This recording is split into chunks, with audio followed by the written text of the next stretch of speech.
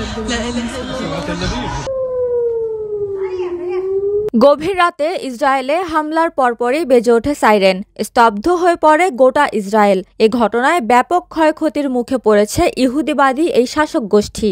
ইরানের সামরিক বাহিনীর তথ্য মতে তাদের নিক্ষেপ করা ৯০% ক্ষেপণাস্ত্র ইসরায়েলি ভূখণ্ডে আঘাত হেনেছে। তবে ইসরায়েলের দাবি, এ হামলায় কোনো হতাহতের ঘটনা ঘটেনি। তাদের প্রতিরক্ষা ব্যবস্থা ইরানের ক্ষেপণাস্ত্র হামলা রুখে দিয়েছে।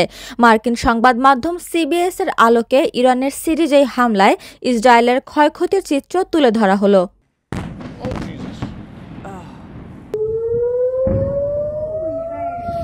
সিবিএস এর প্রতিবেদনটিতে বলা হয়, ইরানের হামলায় কোনো ক্ষয়ক্ষতি হয়নি, কারণ ইসরায়েলের ক্ষেপণাস্ত্র প্রতিরক্ষা ব্যবস্থা বাধা দিতে সক্ষম হয়েছে।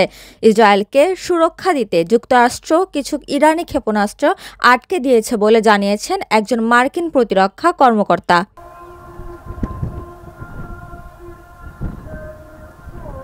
ইরানের হামলা শুরুর প্রায় ৪৫ মিনিট পর ইসরায়েল জুড়ে বাসিন্দাদের আশ্রয় কেন্দ্রে চলে যাওয়ার নির্দেশ দিয়েছিল ইসরায়েলি প্রতিরক্ষা বাহিনী।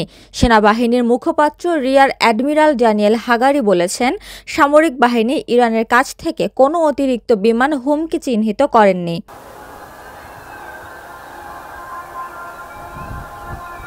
এদিকে আমেরিকান কর্মকর্তারা বলছেন, ইরান থেকে ইসরায়েলি ভূখণ্ডের দিকে প্রায় ২০০টি ক্ষেপণাস্ত্র নিক্ষেপ করা হয়েছে। এদিকে ইসরায়েল দাবি করছে, ক্ষেপণাস্ত্র হামলা শুরু হওয়ার পর থেকে ইসরায়েলি ভূখণ্ডের দিকে নিক্ষেপ করা প্রায় ১৮০টি ক্ষেপণাস্ত্র শনাক্ত করেছে আইডিএফ। একজন ইসরায়েলি নিরাপত্তা কর্মকর্তা বলছেন, বেশিরভাগ ক্ষেপণাস্ত্র মার্কিন বিমান বাহিনীর সেন্ট্রাল কমান্ডের সহযোগিতায় প্রতিহত করা হয়েছে। তবে বেশ কয়েকটি ক্ষেপণাস্ত্র ভূখণ্ডে আঘাত হেনেছে এবং ক্ষতির মূল্যায়ন করা হচ্ছে।